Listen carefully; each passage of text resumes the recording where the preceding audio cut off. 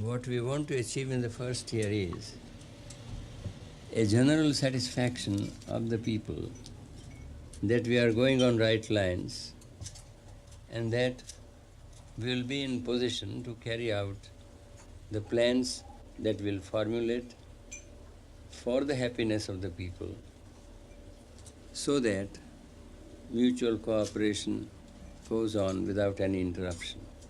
This is what we hope to achieve in the first year. Morarji Desai, India's new Prime Minister, setting the tone of a new administration in Delhi. After many years in the political wilderness, this ascetic Hindu has, at 81, finally achieved a long-held ambition, the highest political office in India. The manner and the margin of Mr. Desai's election victory last month still has Delhi breathless. As the new ministers filed in to acting President Jati to take their oaths of office, they were completing what amounts to a political revolution. The replacement after 30 years in power of India's Congress Party, architects of independence, the party of Pandit Nehru and Mrs. Gandhi.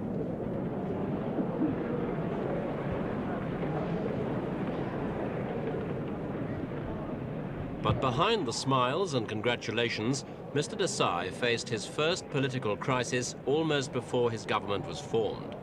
His Janata Party is in fact a coalition of 4 factions, ranging from high-caste landowners to militant socialists. Maintaining unity won't be easy. At the outset, Mr. Jagjivan Ram, seen here on the right, refused to join the new government. He'd resigned from Mrs. Gandhi's cabinet to fight the elections alongside Janata. After the result, he felt he should have become Prime Minister, but he was finally persuaded to accept the Defence Ministry instead. In Parliament, the Janata coalition has a mammoth majority of 145 seats over the Congress opposition. For the Congress Party itself, it's a time for ruthless self-appraisal. Y.B. Chavan, the former foreign minister, has taken over as leader in Parliament after Mrs. Gandhi's ignominious defeat in her own constituency. He now has the unenviable task of rebuilding the party's shattered morale. He's tried to put on a brave face, telling party members that the result was not so much a rejection of Congress policies, but rather a verdict on the way those policies were carried out. But the words have a hollow ring to them.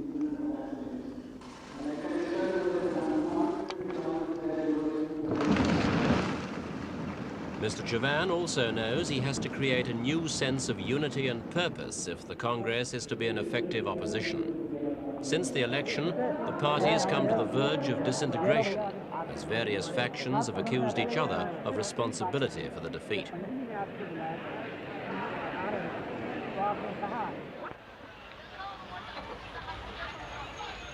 In the election campaign, Mrs. Gandhi said she'd used emergency rule to create a more efficient society.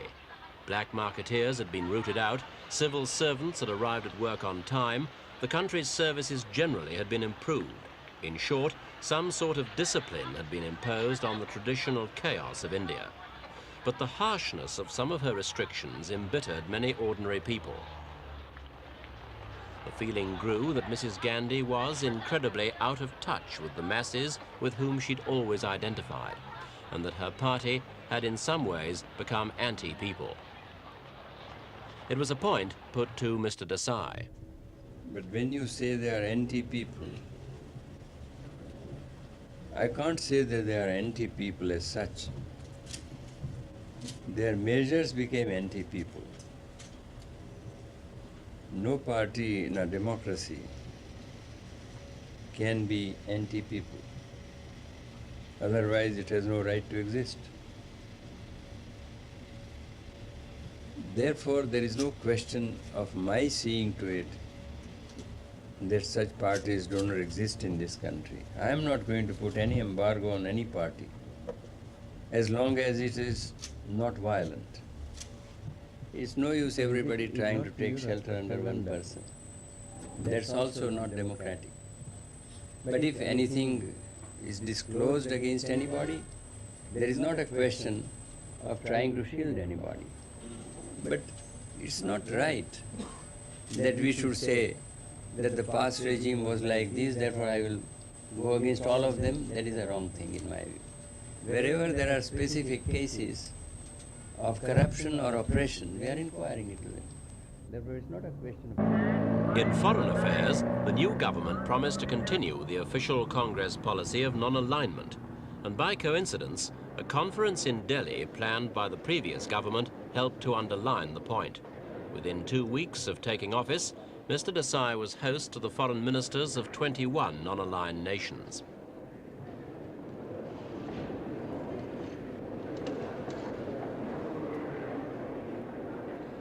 Mrs. Gandhi's government did in fact lean quite strongly towards the Soviet Union. A treaty of friendship was signed with Moscow in 1971, and most of India's arms have come from Russia. Mr. Desai, although a socialist, is a fierce anti-communist, and he's expected to develop closer relations with the United States and the West. But at this conference, he kept to the less controversial topics of racialism, colonialism, and the non-aligned movement itself.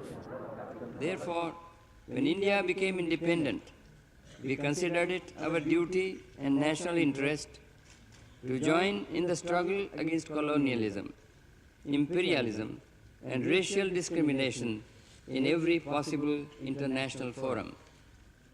30 years later, imperialism and colonialism, as we knew it, are almost dead. I have no hesitation in assuring Your Excellencies that India will remain non-aligned in the real sense of the term. At the same time, in our view, we should so conduct ourselves as not to give the impression that we are a bloc like other blocs. Just how useful such conferences are for framing common policies is difficult to assess. Most third world countries have at least as many differences between them as they have common objectives. But Mr. Desai clearly thought the meeting was worthwhile. But when we met here, I think it was a very useful conference in my view, because what is required is that the leaders of the countries should have understanding of each other so that we work together. Non-aligned countries do not meet as blocs meet. It's not a bloc, it's not a third bloc.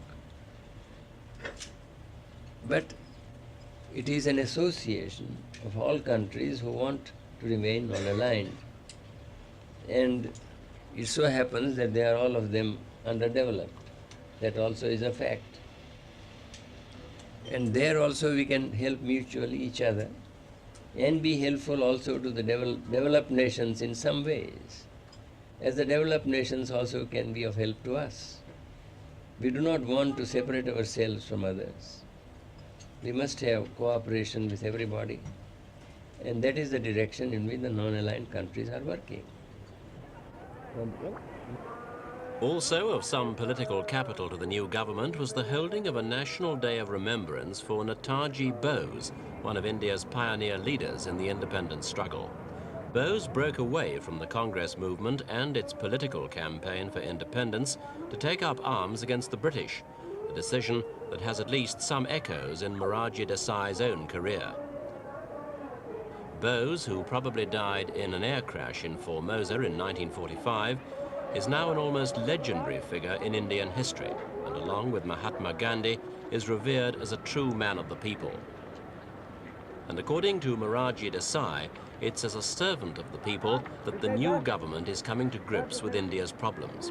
For him, the people's confidence is already a measure of success.